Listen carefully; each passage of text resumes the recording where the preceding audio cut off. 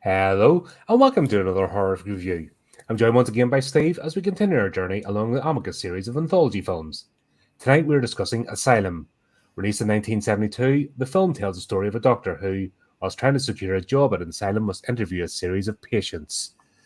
There's no budgetary information about this, so I don't know if it did well or not, which is a bit strange. So we'll pretend it was, we'll pretend it did well because Yeah, this one wasn't too bad. I actually quite liked it. it was better than the following two, wasn't it? But yeah, Yeah, we struggled with those. That was hard work. yeah, I would love to see just what it done, and because this it's like I said to you, the stories in it were really original, and any horror fan really would have snapped it up as back even back then. Yeah, and it turns out I've seen this before and I hadn't realised. Yeah, I was still got about halfway through and I got started getting my suspicions. yeah, I'm like, hang on a minute, I know what's going on here. And then the laugh at the end, I'm like, I have seen this. Yes, yeah. I've seen it. Mm, And then I'm going, oh my god, am I losing my marbles? How can I forget stuff like this? yeah. And then I realize I've just doing this series and reviewing these movies has just made me realize how much I've watched without actually taking anything in over my life. Mm, And yeah. it's I, I mean, I might have seen it because it's like I said to you, from Beyond the Grave. I watched all those years ago when it was featured on the BBC Two Saturday night mhm. triple or double bill, as they used to show, and it was on there, and it always stuck in my mind about the one with the mirror, and that's how this started, as we Yeah. know. And so I might have seen them. A, I was probably too young to remember, but B, um, you know, um, I've seen so many that, One like, tends to blend into the other. That's the thing. yeah, yeah. But Um, this one, whereas the other two were like Tales of the Crypt and Vault of Horror, um, they were a different style of film to this one. This one just had that element of Britishness about it, even though it was written mhm. by Robert Bloch, who was American, wasn't he? Yeah, he's an American writer. Creator of Yeah, Psycho, by the way, for those that don't know. yeah. And I highly recommend you read. Actually, reading the book of Psycho 2 is amazing. I actually preferred it to Psycho 1. Oh, traitor. Well, the book? Oh, I thought you meant the No, film. no, no, no, no, no. The book is actually better.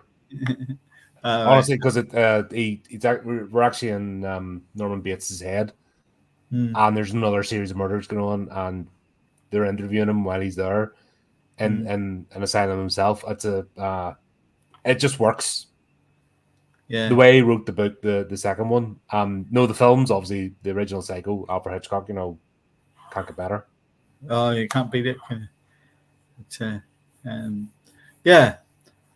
So Robert Bloch wrote this one as well, and I thought he'd Mm-hmm. done very very well. I loved it. I mean I loved all the stories, but the one that stuck out was the Taylor one, which we'll discuss later. Mm-hmm. That's proper folklore. Yeah, Like yeah, that is any folktale. That one wouldn't be amiss. It was just in the modern setting. yeah, yeah. But let's start. Apparently, this is the last one. So we've got because we're going backwards in time because obviously we came at it the wrong way. This was the last one written by Robert Bloch apparently. So he's done some more. So we'll have to keep an eye out to see which ones he's written. Yeah, But I think yeah. we've only two movies left to do, It's the House that Dripped Blood and and Murder Island or something. Or yeah, hmm. we've two, maybe three left to do. Yeah. We'll have a look later. The anthologies.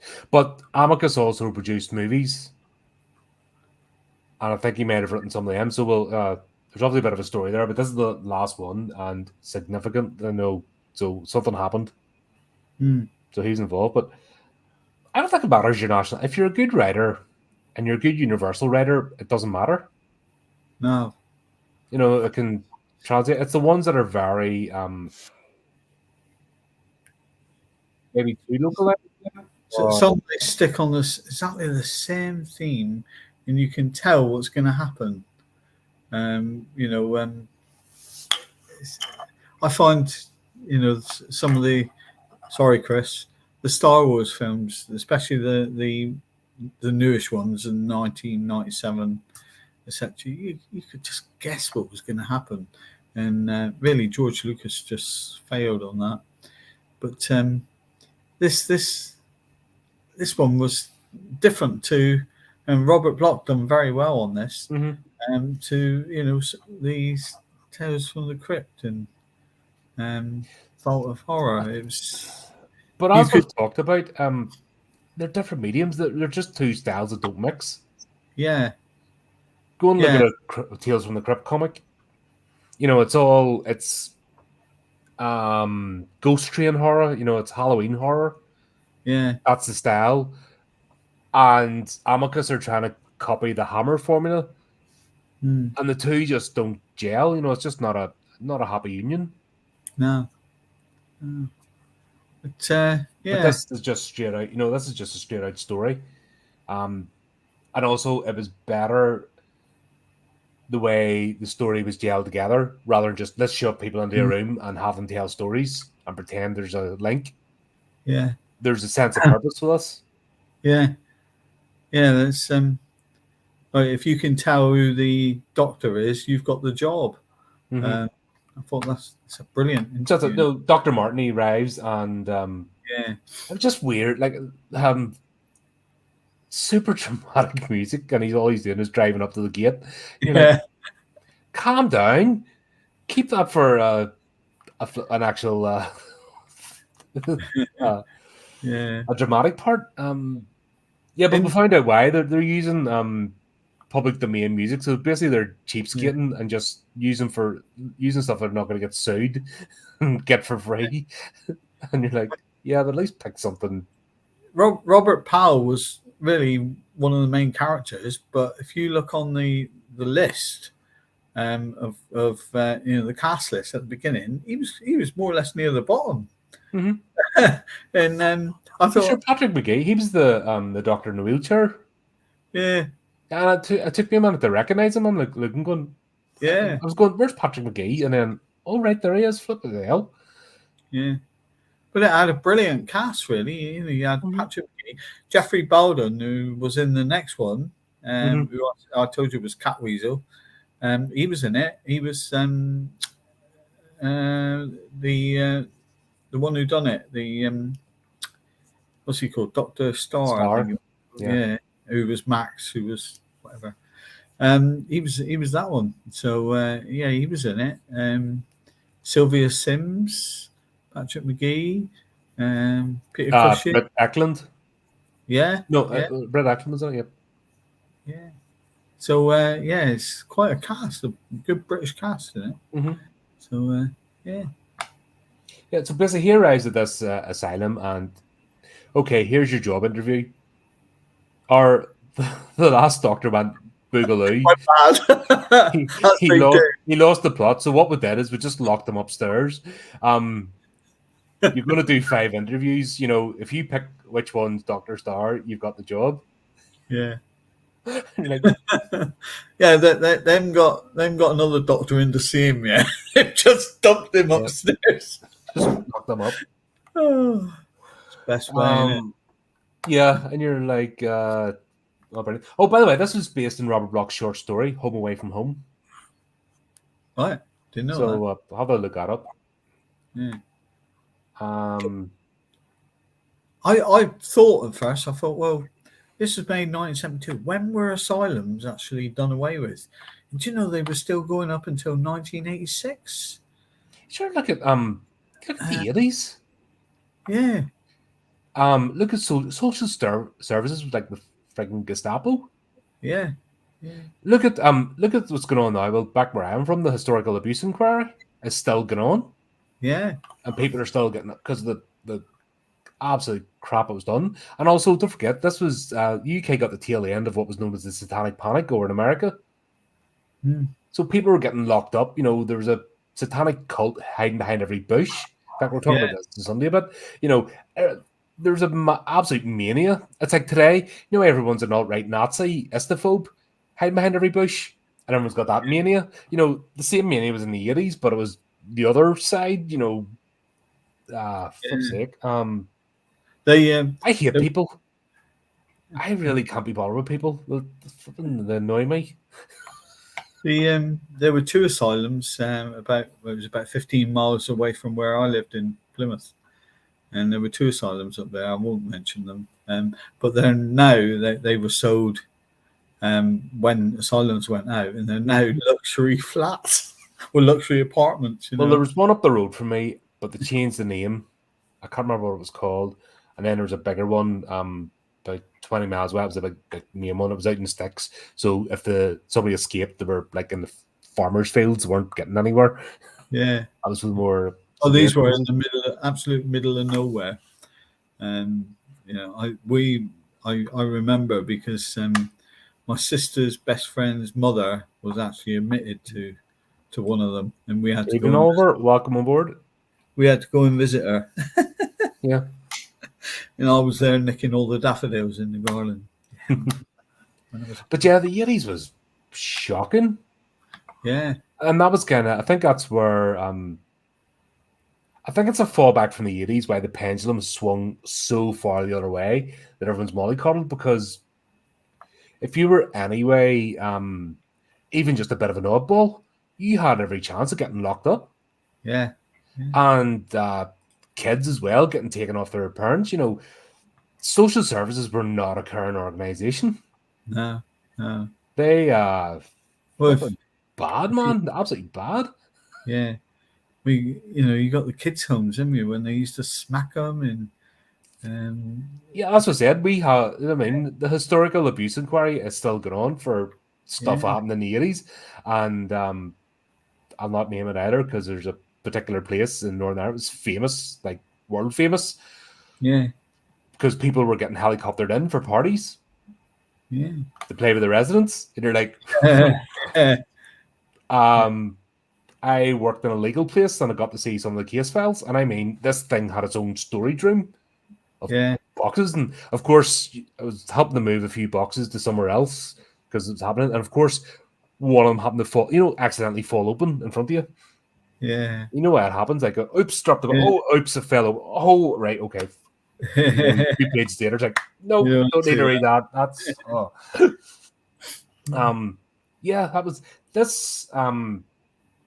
This does represent, and I think Dr. Martin actually was a good, a wee bit of social commentary in this one. But unlike today, you're not getting smacked around the head with it. This was the sort of question is this the right thing to do for patients? Yeah, because like we said, Dr. Starr was just dumped upstairs. And at the end, doesn't he, Robert Powell's character comes down and shows his disgust at the way the patients are treated. Yeah. And the guy goes, Wallace couldn't care less. He's just, tough, put up with it. Sort of thing. What do you want us to do? Give them therapy? Yeah. They're totally insane. Yeah. Yeah, so that's it. So he goes upstairs, and he meets Max the orderly. Yeah. It was funny the way, God, I didn't put down the name of the guy, I forget. What was it? It wasn't Baron, it was Bonnie first, wasn't it? Yeah, no, I mean the doctor downstairs, Paddy McGee's character. Yeah. I can't remember his name. Not important. But yeah, he sends him upstairs. Max meets him, but he does the intercom first. Right now, listen to me very carefully. You didn't need that bit because you'd have briefed him before. If this was going to be a test, you'd have briefed him. It was a bit of a strange thing, but anyway, I glossed over it. Dr. Rutherford. Rutherford, yeah. Yeah. Yeah, Max meets him at the door. And then it's all, no, sorry, I can't tell you. Yeah. But it just goes to prove there how the main doctor, Dr. Rutherford, didn't go upstairs, because if he had gone up to see the patients, he would have noticed that straight you know, away. But so also, that wasn't Max. how do you not know from the intercom? Yeah, yeah. Well, I suppose you could have argued that the sort of it's crackly intercom, but Yeah, that those things. or Yeah, yeah. Suppose you could. This movie though, this is all told from the perspective of the unreliable narrator. It's from the perspective of the patients. mm, So with that, at least we can take it all with a pinch of salt. Where the other ones were viewed are very like, why is this happening? And you're just scratching your head because the logic centers just don't engage. no. At least with this, you know you're not getting a true accounting, and it's going to be twisted, so you can forgive a lot. You have to guess what really happened. Yeah, and how much is fantasy, how much is reality. So I actually bought into that, Yeah, and I was able to. I wasn't annoyed by things. Some things you were annoyed by, and I was like, well, it's a patient telling it. So like I said, if you look at it in the first segment when Bonnie says that she whacked her face with the axe, yeah, but did you? but all she had was scratches. So if she Yeah, had so gone like that, it would have hacked her skull apart, yeah, but probably. that's what I mean. The unreliable narrator. So we start off with Bonnie, and it's the first story, Frozen Fear, and you know straight away that you're not going to get a true telling. You're going to get her version, Yeah. and you're going to get her version through whatever mania she has. Mm. And as a Bonnie or as a Dr. Star, that's a whole thing Yeah. as well. So are we getting multiple personalities, a personality upon a personality, telling the story of, so you've got all that sort of those foundations laid before the story begins. So you can kind of go, right, this isn't going to be logical, and you can forgive it. Yeah. And that was all done, within 5 minutes before the first story. Yeah. And you already had that laid up. So I was better prepared. Where the other two, oh, right, a few people just turn up and then they start telling stories. There's, Yeah. no context, Nothing. No. Why nothing. did And it you're, happen? Oh, we're in a cellar or a yeah. vault thing, wasn't it? But Yeah, that's what I mean. And there's absolutely no context. Then people just start unloading stories. And it's like, this doesn't make sense. This, however, does well the first 5 minutes and just lays it all up. mm, And you're ready. And I definitely appreciated it more. it even sets the sort of atmosphere when he's walking up the stairs and he sees all those pictures of an asylum. Mm-hmm. How Well, the they treatments, treat the basically patients. medieval treatments.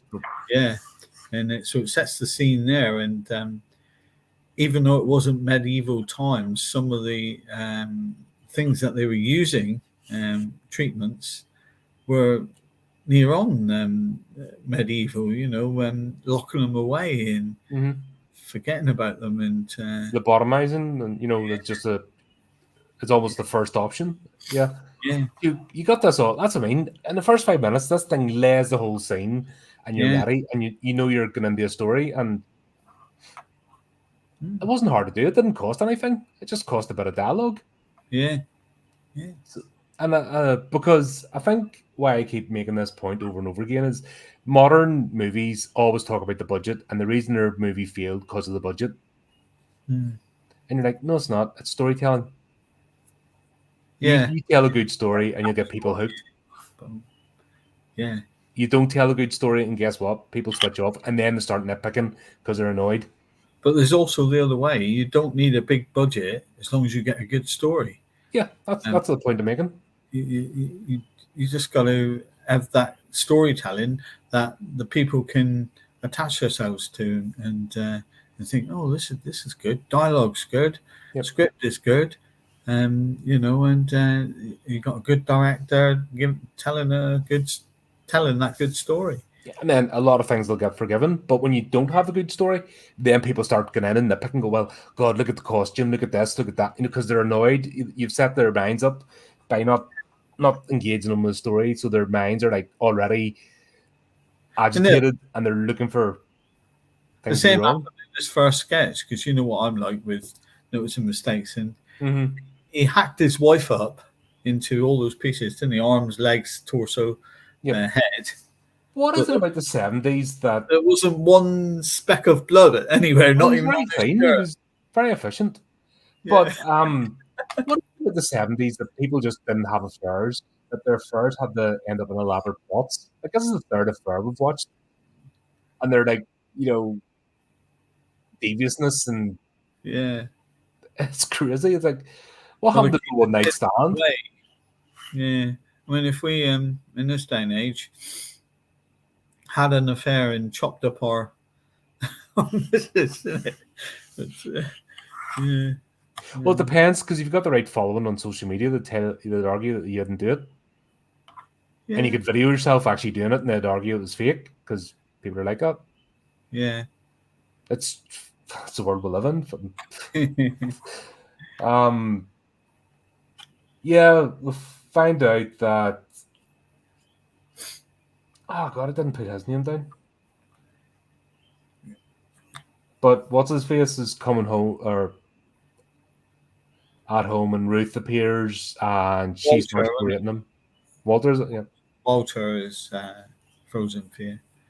Yeah, she like comes home from her class and she says it's not a class.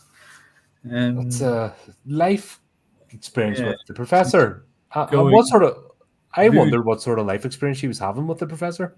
Well, that's for you to put your mind to, isn't it? But she gets that armband thing, doesn't she? Bracelet. So perhaps he was knocking her off and told I her would, I would this say bracelet. 100%. I would say 100%. That's what happened. She's accusing him, and he's had an affair, and she's berating him for it, and then she's out partying and just Yeah, making his life a misery. But rather than divorcing him, she's like, "Nah, I'm not letting you off that easy. I'm just going to make your life hell." yeah. But what a present to give a woman, isn't it? If I said to my ex-wife when I was married to her, "I've bought you a fridge freezer present," I would have been like killed, or freezer, wasn't it? Chest freezer. Yeah, one of them chest raisers, and you're like, Mm, "Really? That's yeah. an event." Oh, there's Chris on as well. Greetings, Hi, welcome. Chris. Chris, just for you, Chris. Chris, I am your father. It's my Jedi look, just for you, Chris. Oh, those star things. Yeah. How simple minds are amused. Yeah, this still wasn't as bad as Joan Collins one. Let's be honest. This I, actually was all right. I thought it was. I mean, there were things wrong with it, but it's like everything. If you're entertained by it, you don't really care about the. Exactly, you're not going to nitpick if No, you're engaged with the story. So straight away we know he's had an affair in the past. He's also latched onto her for her money, so he's a bit of a grifter.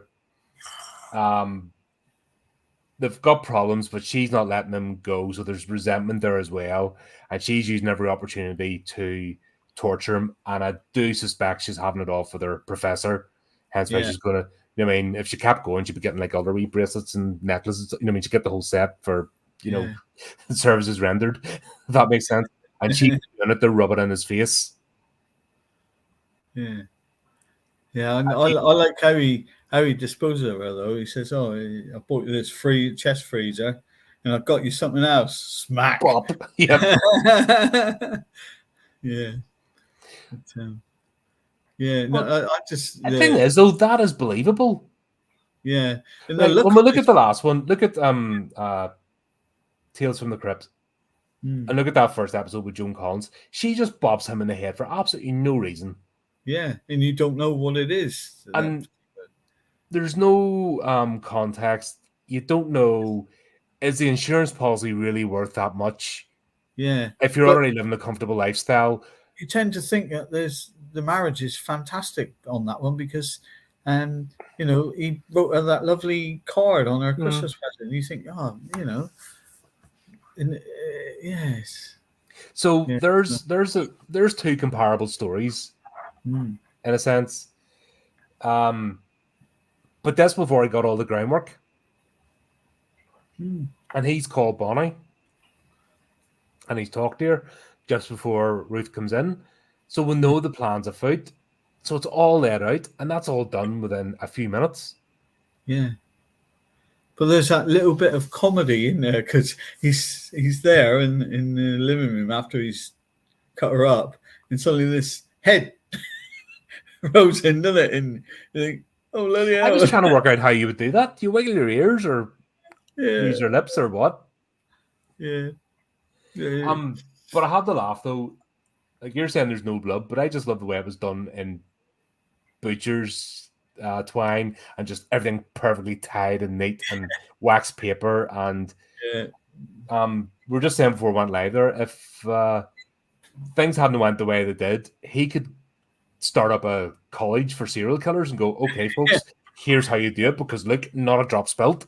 No blood. And everything's all nice and neat, and you can just dispose of your body parts later. Yeah. Because by even cutting the head off, you're going through the carotid and the jugular. And there's splatter patterns, as they call them. Mm-hmm. It would have instantly gone. But no, not with this guy. He's fantastic. Bang goes the stories in my latest book now, because I'm going to have to do away with all the blood splattering in the top. But once again, back to this. This is being told through the lens of a patient. Mm. So, was there a body? Was there not a body?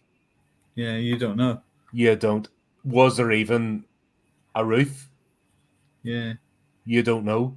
Did Bonnie actually chuck him in the freezer? Yeah, you just don't know. That's the beauty of the unreliable narrator, because that casts that doubt, and then you can forgive things, because there's no way. Like, it looked ridiculous. Let's be honest. The body parts like moving on their own, and her actually, as a leg inches toward. What the hell's a leg going to do on its own? Yeah, but even down as far as, to her, all the body parts were after her, but to him, all he had was the head. And then when he looked in the freezer, wasn't it? His hand come up, and so yeah, But once again, after her. This is her account of it. So did it happen? Yeah. And that's what you got to keep in the back of your head the whole way through this. And that's what that's why I love the setup of this. This has been the best setup, apart from the final one. You could think differently to me on what happened, and that is the genius really of Robert Bloch's stories. Yeah, because it's left for you to, and that's a good story. You take away what you take. Yeah. None of us are right, because I don't think even Robert Bloch writing this would have been, would tell you what was right, because once again, it's unreliable narrator. It's the deranged person telling the story. So are they lying to themselves about what happened to justify, did this even happen? Don't forget, there's no medical history. Max tells him, Dr. Martin, no, you'll only see the case notes after you've made your choice if you get the job. Yeah. So nobody knows at this point what's happened. It's all for a game. Yeah. And plus, Max wouldn't have had the notes because he's an orderly. Yeah. So he wouldn't have medical notes either. So it's all... the only person that would actually confirm or deny would be Rutherford, would be able to give what the circumstances were. How Bonnie actually came into the...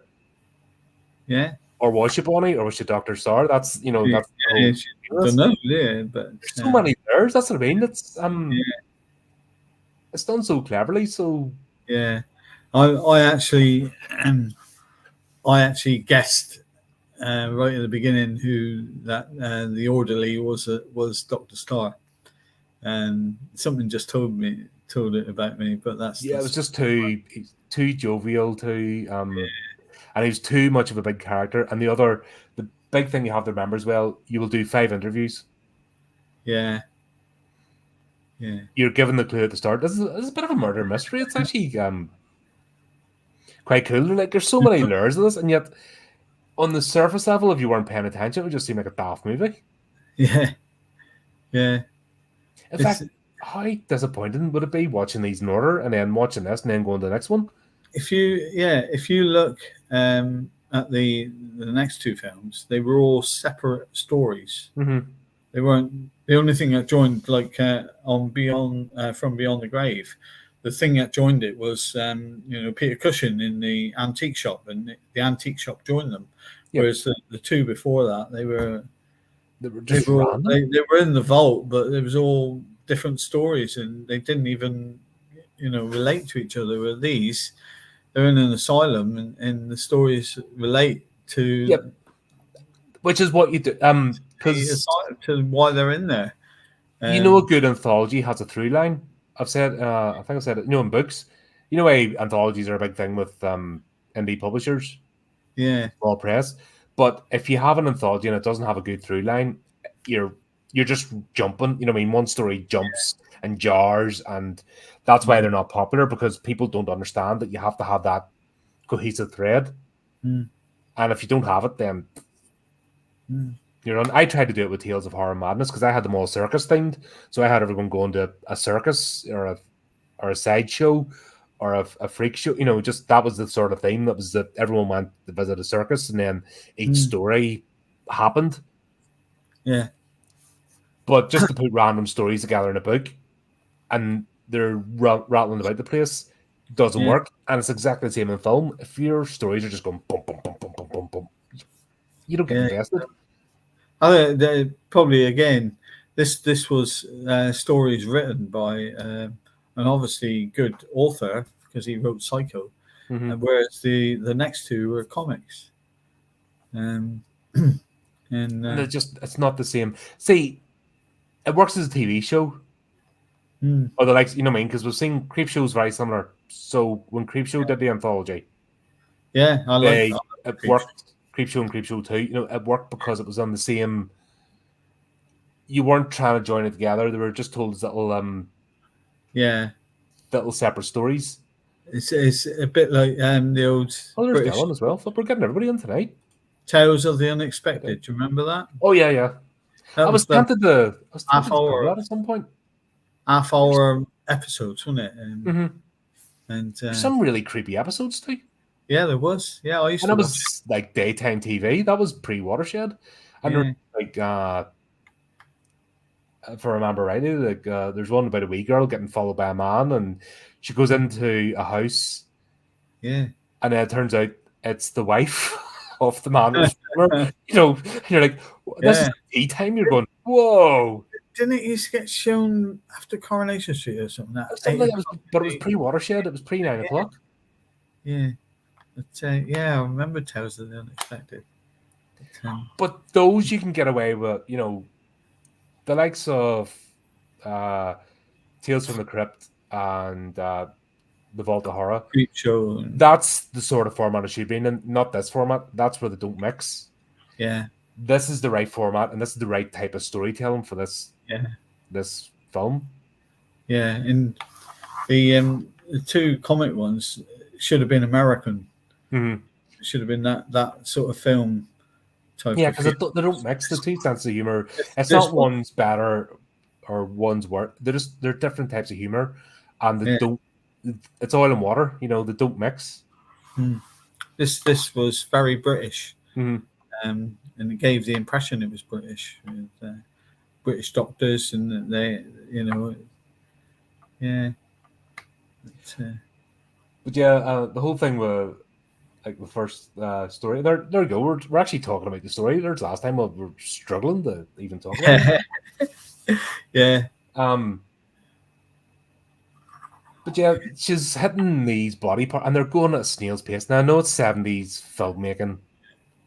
I know they couldn't like ramp it up. But the amount of time she missed a point blank range with an axe. Yeah. And she was screaming, and this thing was going at like this across her, I know it could have probably grabbed her, but eventually, half an hour later. It's a bit like that scene in Austin Powers, wasn't it? Where he was stood there going, the steamroller was coming towards him, and he was going, no. Like an half hour later, and 6 scenes ahead, he was still there going, no. But that was the technology though, because I can't remember the one. There's one I reviewed, and they tried to move at proper speed, and the camera, you could actually see it. The camera was having a fit because the 30mm, 8mm, was it 30mm for cinema?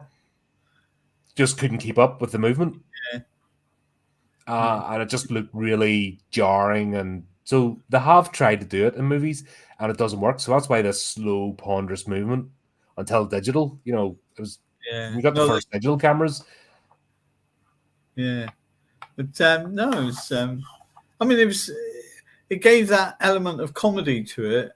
You know, where you saw it, but again, it made you think: did this happen? Didn't it happen? If it did happen, is she telling the truth, or because you know the body parts were coming so slow?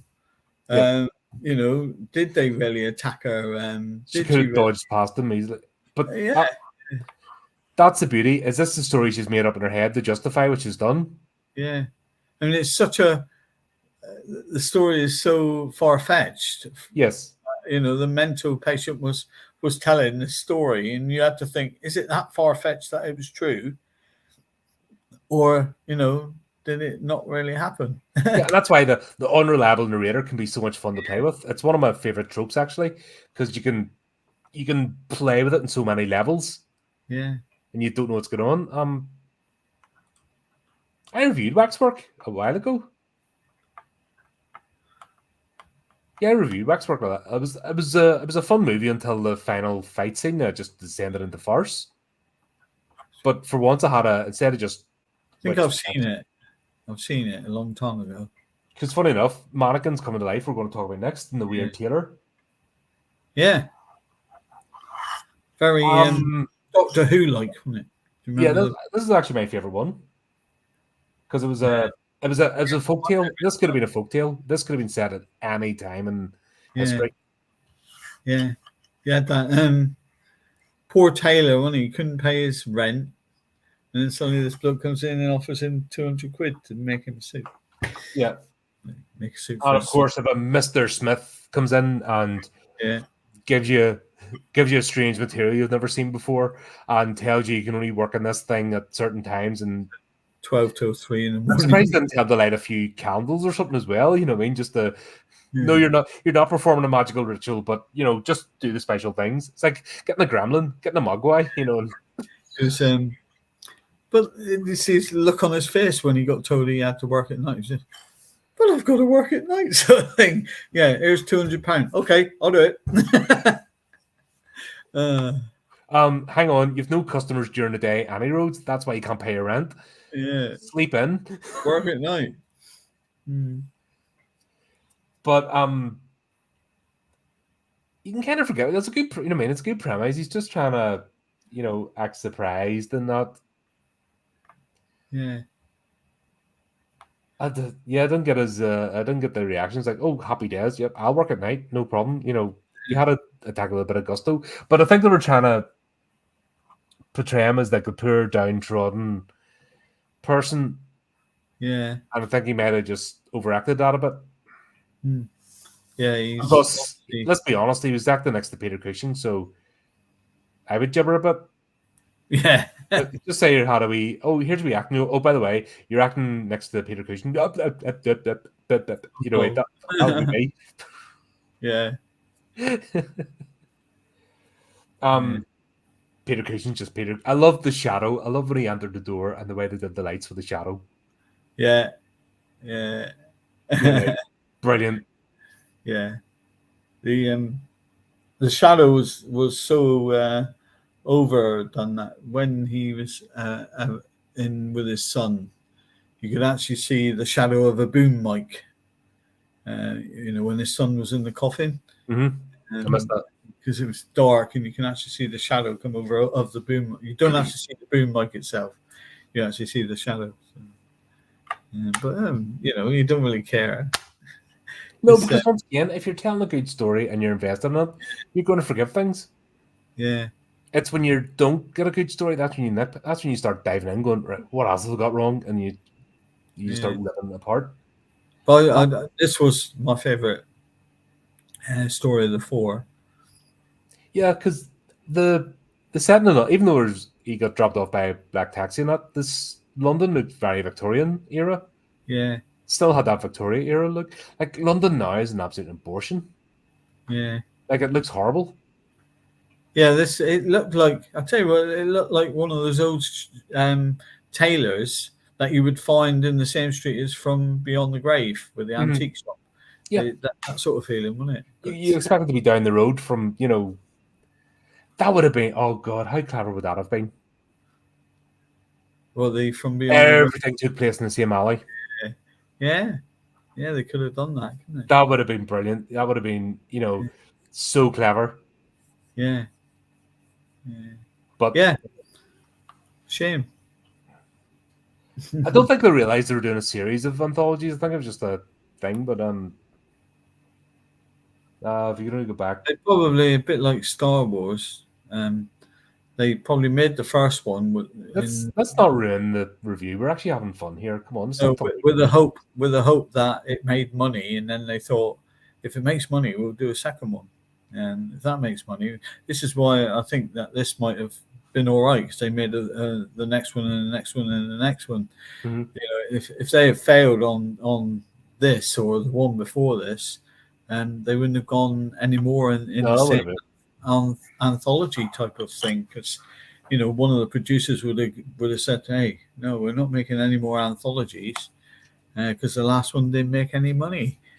I would imagine this would be about because what was the 170,000 for the other one? So imagine Yeah, maybe slightly less yeah, because you'd just imagine, as the thing goes, budgets go up. So I would say probably around about the 100 mark. yeah. Mm. Just it wouldn't be or massive. or was it less, and they thought, I would say less. because this one done well, we can increase the budget for the next one. Yeah. So it's 170 or less. So I wouldn't say it'd be that much. Just a shame that we couldn't find the information. Yeah, But yeah, this is you kind of twig on what's going on because he keeps mentioning his son yeah. and the suit, and you're like, yeah, the son's dead and he's using the Dead. suit to bring him back to life. Yeah.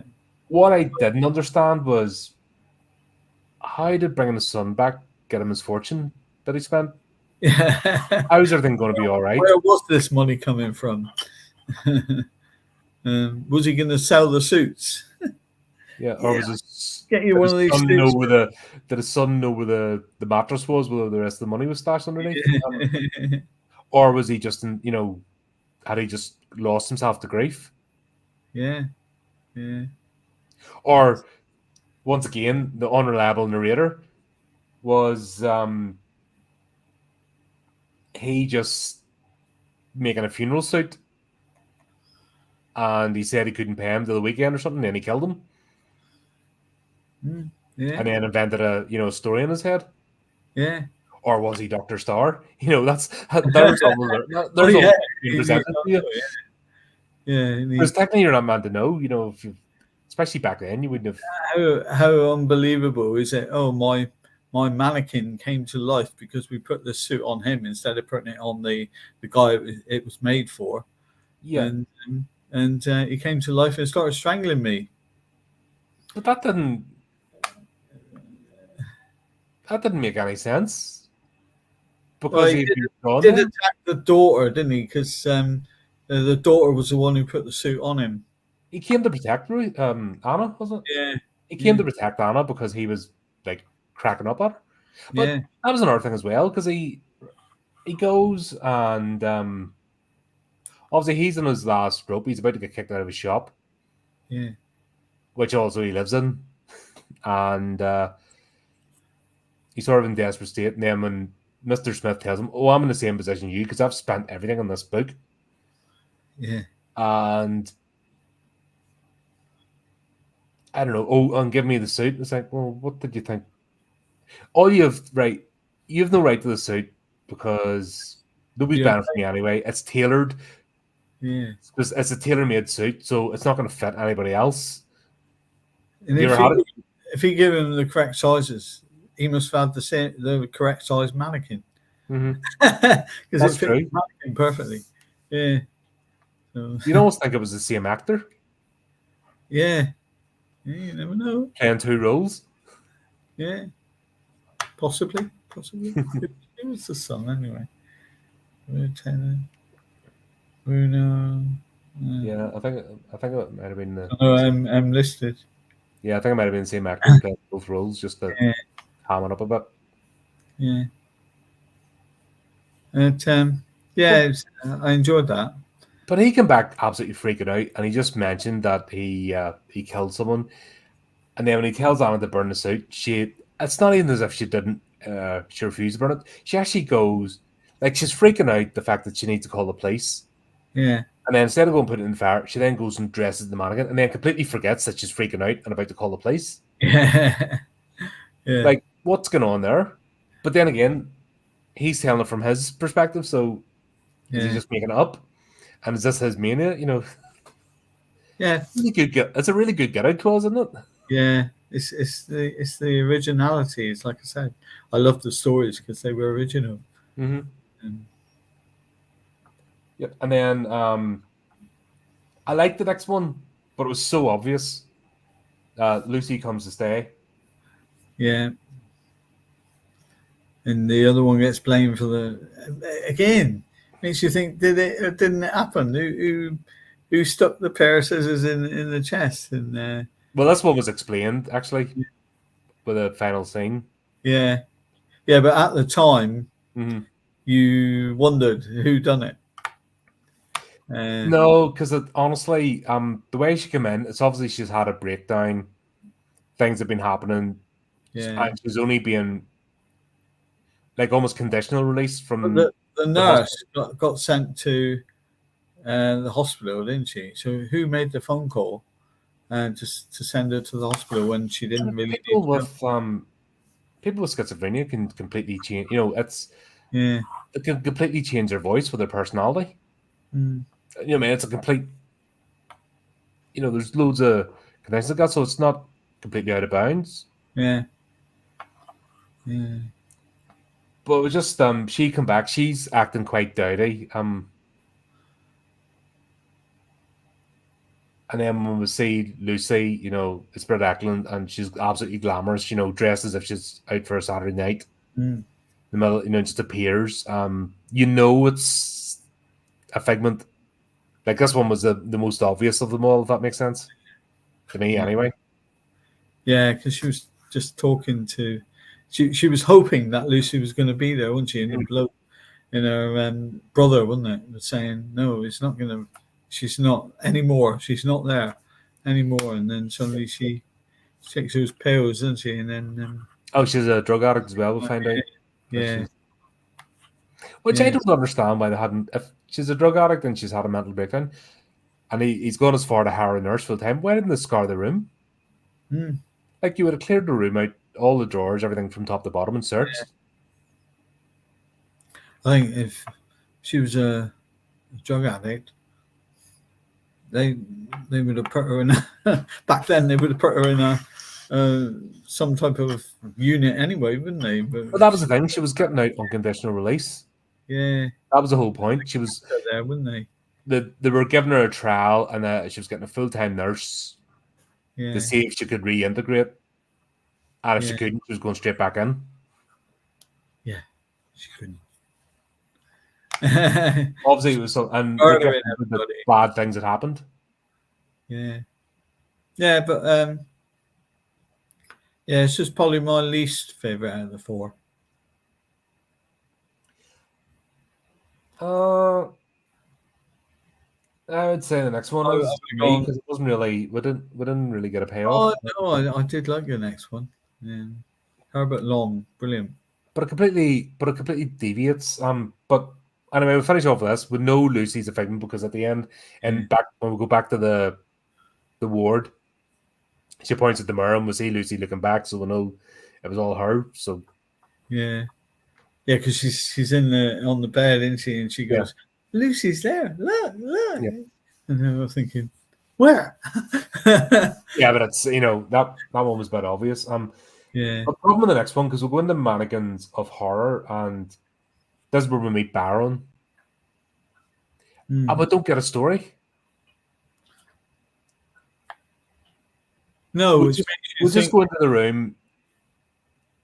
He shows his mannequins, his dolls, and he talks about his idea. Then it gets interrupted, Mm. so we don't get a payoff. But the Dr. Rutherford was saying he's totally loony, wasn't he? But Yeah, but that was afterwards. yeah, So and this completely breaks Robert Powell from. thought he was a bit of a genius at first. He thought, Mhm. you know, he's made these dolls, that very lifelike, aren't they? But yeah, And this is the point where, if you didn't know that Max was Dr. Starr, because we were told he'd be interviewing 5 patients, mm, and there's only 4, yeah, and then he goes back down. comes up to see Max again, doesn't he? And bang, No, but this is after. Don't forget, he goes down to speak to Rutherford, and that's yeah, where he starts giving a lecture about how this is disgraceful. Why aren't we actually treating the patients? You're yeah, just locking them away and forgetting them. mm, And that's what the whole that debate. And then Baron decides to actually activate one of his dolls, which yeah, this is a bit. This is why I don't like this one, because this is completely out from the rest. It's bringing the sci-fi supernatural aspect, where up to this point it's been a psychological thriller, yeah. and then this brings a completely random element in, which does not fit with everything else. Is I thought it gave the impression that this guy was. He claimed to be a doctor, didn't he? He says, "I'm a Mhm. doctor as well," um, and he was trying something new. So this is where I looked at it. He was trying something new, and he was using robotics, as that something new, and he was he put some type of body part, didn't he? Yeah, In he the one basically that, replicated the human organ, human yeah, organs in and, miniature. yeah, and I thought it was. I came at it from that point of view. That Yeah, that would be fine in its own episode or yeah, something completely different. But the fact is, everything's had a theme up to this point, mm, and then this one just completely derails it. yeah. And that's the bit I find annoying, because But was it a thing to derail it to make it you was a think? red herring. It was meant to Make be you a think red herring to number throw you off. four. Did it do it to make you think that number four, because he was a doctor who was inventing things, was Dr. Starr? Yeah, I know it was done like that, but Mm, um, just the way, and especially when we see Rutherford get killed, and the way Rutherford went on about Baron, that one, um, like with real venom, it wasn't Star. You know what I mean? mm. And he's showing his own bias, if that makes sense, towards whatever happened. I think we needed to hear his story. We didn't hear his story, No, and that's where, like I said, it just completely. through the four. Yeah. And if Baron had told his story, how he came to be there, and then before he went to see the 5th one, Martin had went downstairs, that would have worked. This is the bit where it doesn't, because just then the pace just ramps up, Yeah, yeah. and Perhaps you didn't hear a backstory, because his main thing was to kill Rutherford, wasn't it? He just, but he could have done that anytime. could he? Because he was locked up.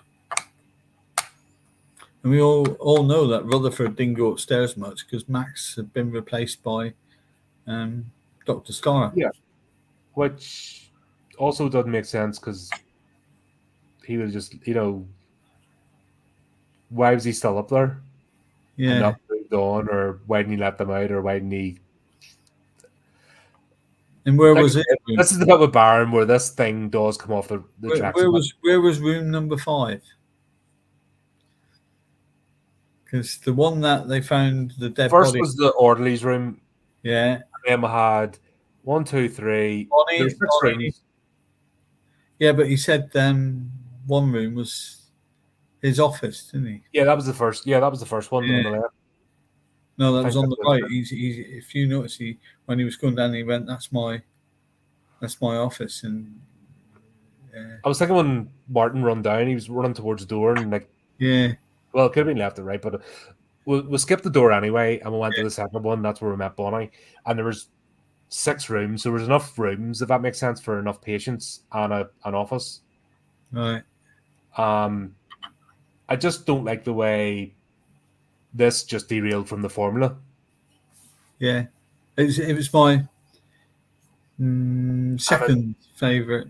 No, my third favorite scene. This one, because I liked Peter Cushing, the Yeah, first one, this one, and then the one with Lucy was my least favorite. yeah, it was a bit like I didn't hate it, but it was No, just I liked it. spelled out. It was just spelled out. You know, there's no drama or tension. Yeah. Everything was laid out for you. But then the Spence, you know, I mean, that was so laid out and quick. Barron's was the one that they just completely broke from the formula, and that's what I think irritated me a bit because there was no need.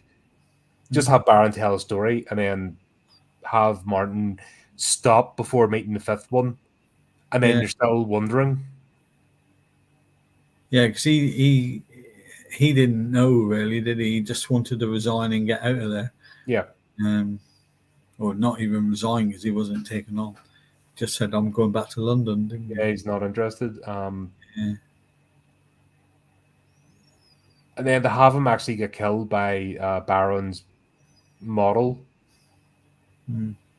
I don't know what that did. That's the thing. That's about him still scratching my head about. What did it do to the story? Because I suppose you could say, why did he want to kill him?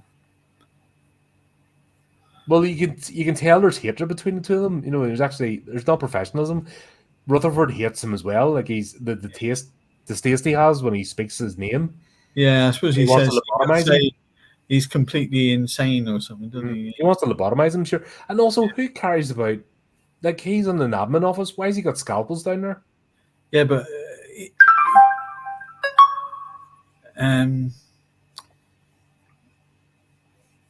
take the you don't take the scalpel out and leave it on the side. You keep it in your box, don't you? So yeah, strange. Oh well. Yeah. But yeah, that just ramps up and escalates. Yeah, there must have been a reason, but Well, we needed Martin to rush back upstairs again. So when the doll kills Rutherford and then he stamps on the doll and he sees it's all human organs, that's the reason for him to run back up to the ward again. Yeah. And then Max comes out and says, "Oh, he's been completely crushed." You know, so that's the whole idea to completely throw you off guard. Yeah. I get the purpose of it. I just don't think it was that well done because it just doesn't fit with everything else that's been happening up to that point. Yeah. This shouldn't have been like a fast action movie. It should have been like a sleek psychological thriller, and then boom, the reveal comes out of nowhere. I just think that the sci-fi thing adding it in just didn't. It just took it off in another direction. That should have been in its own a different anthology, if that makes sense. Don't know. I quite like the thought that this doctor might have been a genius, and he'd invented robots, that could have proved. Yeah, but with this anthology, I just don't think it fits. That's my thing about it. Yeah. That would be perfect in another anthology with this similar vibe, but because of what we've had so far, it seems like it just went off on a tangent. Yeah. Pretty much like us podcast all the time. Yeah. Okay. Yeah. That's just where I had a problem with it because it's like it just went off in a complete, off the left somewhere, just. And then we came back when Martin ran upstairs because it's like, oh right, he wanted to see what happened to Baron. He sees he's been killed, and then he goes to the office, the ring, I think to call the police or something. And that's where the reveal is that Max is Dr. Starr because the orderlies like under a blanket. He really lost it. Well, not the orderly, Dr. Starr, didn't he? At the end, his laugh was way OTT, wasn't it? It was, you know what? That is one of the best horror laughs I've heard in a long time. And I remember, that's what, I was at that point when I saw it come up. I'm like, I have seen this. That was the point. I'm like, I have bloody seen this before. How did I forget watching this movie? And then that laugh was epic. Yeah, it gave the impression that he was just gone, totally loopy, wasn't it? Yep. Yeah, he was because he was there thinking. I couldn't even copy it. I was like, no, proper laugh. Like I was brilliant. They see, Jeffrey Belden, like I said, was Catweasel, and the guy in the Scarecrow one with John Pertwee. He was good at voices in Catweasel and things like that. They probably cast him just for the sake that he could laugh like that, because he used to do things like that in Catweasel what was the Scarecrow thing called with Aunt Sally? Oh God, man. Oh, Wurzel Gummidge. Wurzel Gummidge, yeah, yes. Yeah. So he was in that as well. But that's way OTT. Famous horror laugh. But there's so many. I mean, there's a and then you got the insane or what was that? Is it safe? What was that? What was that film called? With the dentist. I think Vincent Price was in that one. I don't know. No idea. I'm gonna have to look that up. Yeah. Marathon Man? Yeah, Marathon Man. Yeah.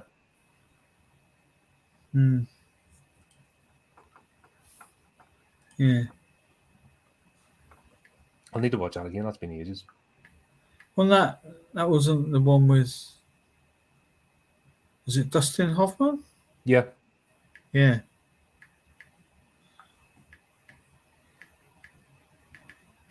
Yeah. Dustin Hoffman. Al Pacino's in it as well. Have you seen My Impression? I think Al Pacino's in it as well. Have you seen My Impression? No. Dustin Hoffman.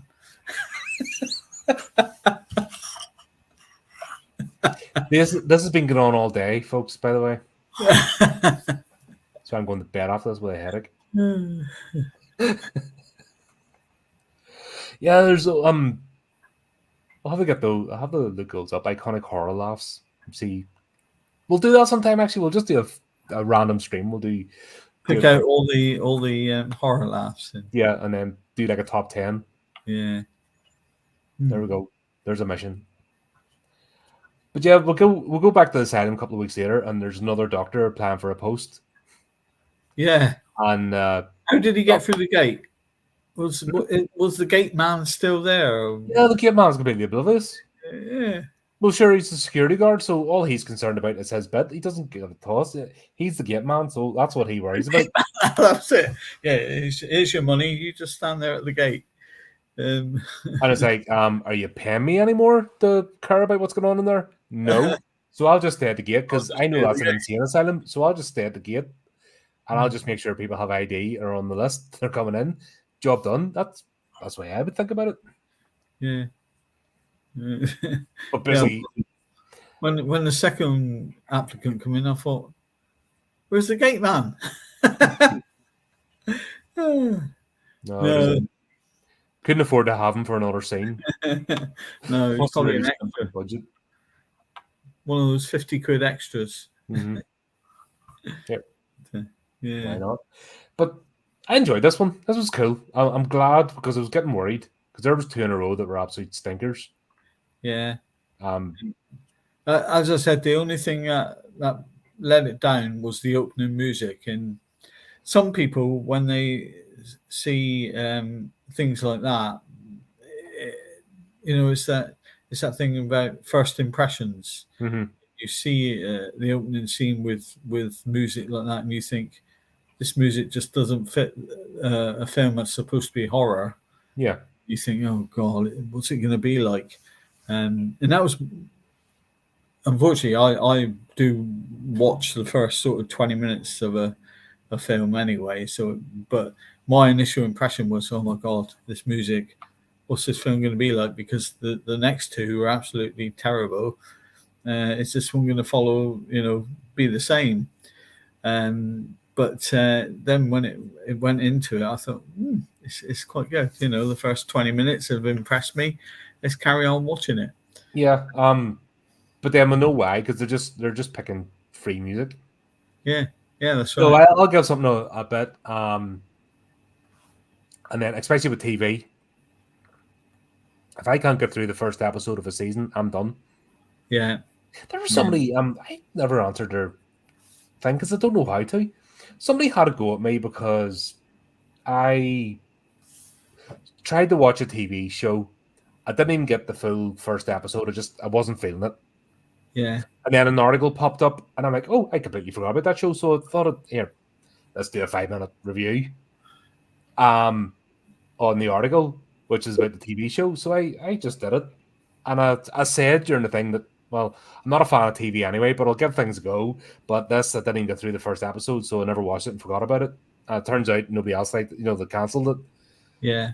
And I was just surprised to see the name pop up again. And I just did the article because it was, there. Yeah. And someone's like, your contrary opinions about TV shows and that, and how are you objective? And I'm like, just give my opinion and stuff. What's about being objective? I'm not kind of a scientific study. It's a fucking TV show. I just didn't like. I didn't say you had to not like it. Not like it or like it, yeah. Yeah. I just never bothered answering. I'm like, how the frick do you answer something like that? That's mental. So, me and Co, we got totally different taste in TV. Films are, but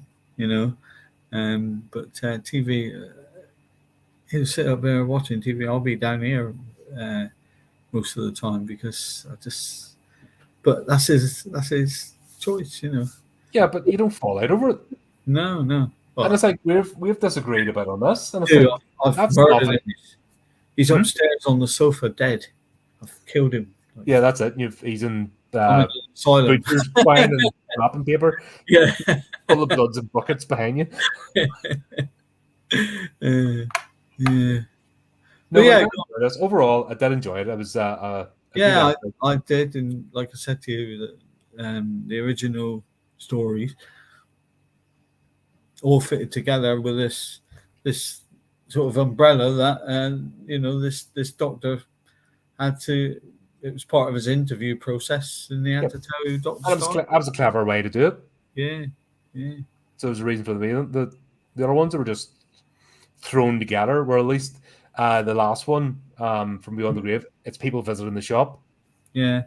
So there was there was the through line, and then they just spiced it up a bit with a bit of a narrator.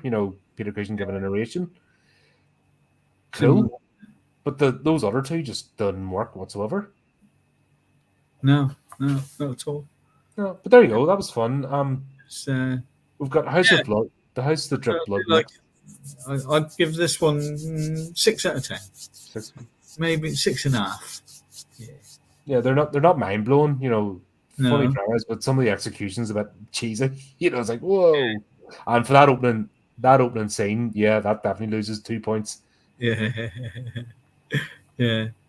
But I will give it that for its originality. Who's willing to choke out online trolls and head them upstairs. Yep. Well, most of them upstairs, maybe some downstairs. Wherever I buried them, Chris.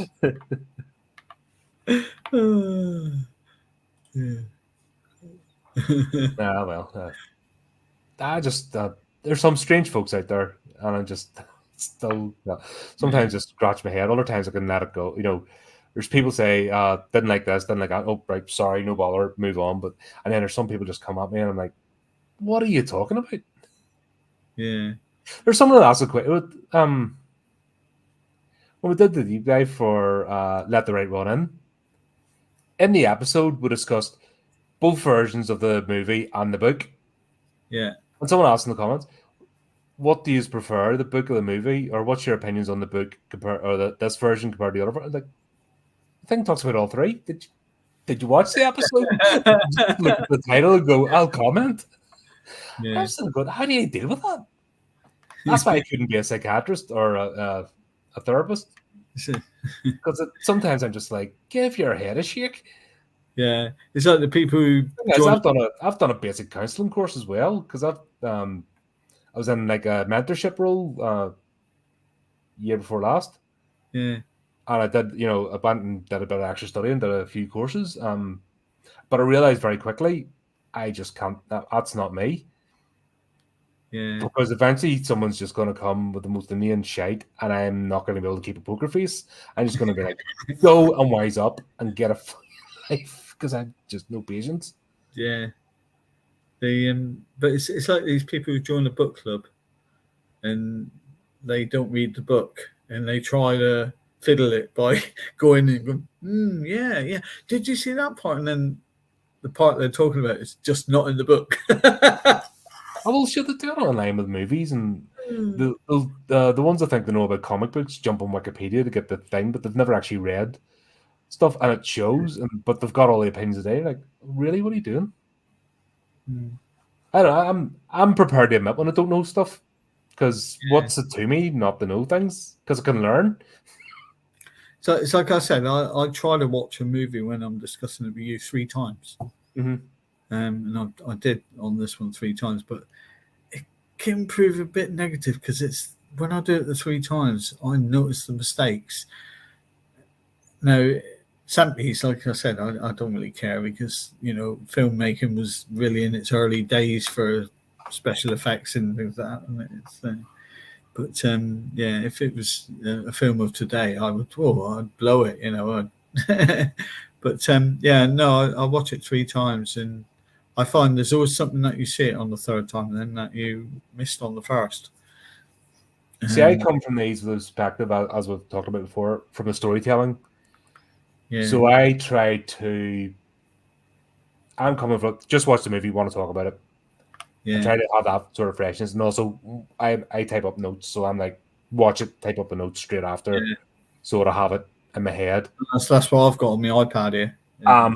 What I don't want to do is go back and overanalyze, because then you lose the idea of the feeling. It's I want the idea. Say, just come out of the cinema. Yeah. I'm trying to capture those sort of feelings about, did I enjoy myself? Yeah.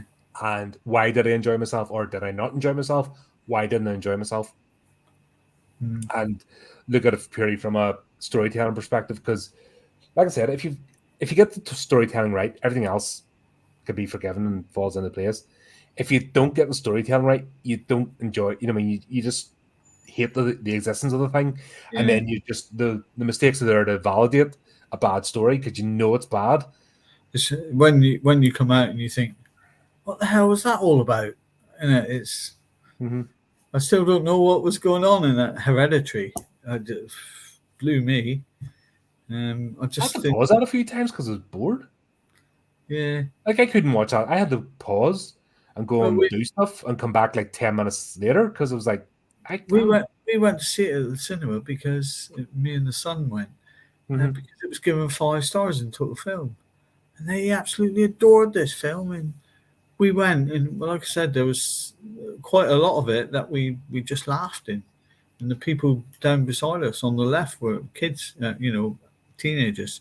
They were laughing as well, and I think certain people in the cinema were sort of looking at us as if to say, "What the hell are you laughing at?" Well, it's A24. They are the most pretentious studio out there. Yeah, and it's the crowd they're gathering as the high art, high thinkers. This isn't for you type people.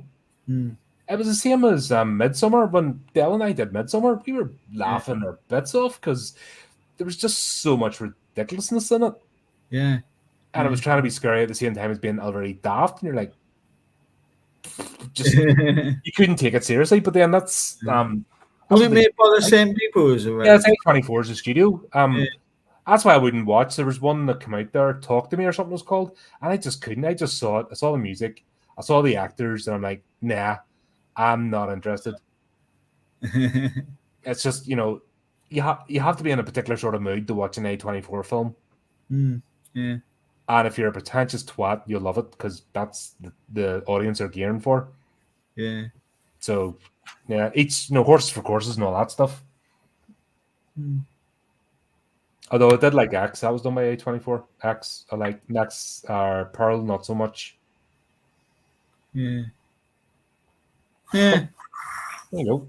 So next up, we will be doing The House That Dripped Blood. House That Dripped Blood, 1971. And we'll get to see Peter Cushing and Christopher Lee, hopefully in the same scene, because if they're in different stories, I'll be annoyed because, like, come on, you can't have both of them in the same set and not be in the scene together. No, those two. It's got to be a good film. It's got to be a good film, surely. Yeah, I think we're going to enjoy it. Yeah. Yeah. There's a flipping John. Is it John? No, not John Pertwee. It is John Pertwee's in it. John Pertwee. Yeah, you said. Yeah. Yeah.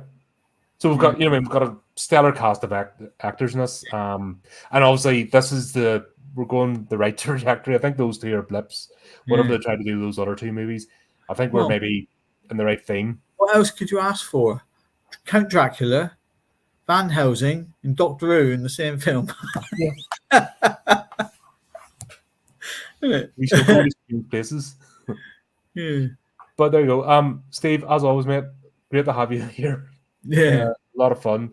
Love talking about these. Some of them have been painful. Well worth a watch. Watch it. You'll be surprised. These are all on the playlist now, so you can go and catch up. Plus, you want to see him. He's on a playlist too. All his videos are together. I've been doing a lot of admin because I've been up from 4 o'clock this morning. That's why I'm like this. But there you go. Tomorrow, Chris and I are on. We're doing Tremors 6. I can't wait for Tremors 54. We're getting there. We're working slowly up. We'll be there by next year. It's going to be an interesting one to talk about. Yeah. But just even to say, folks, thanks for tuning in. Keep up with the channel. Do the typey clicky things. And until next time, keep it creepy. Keep it horrific.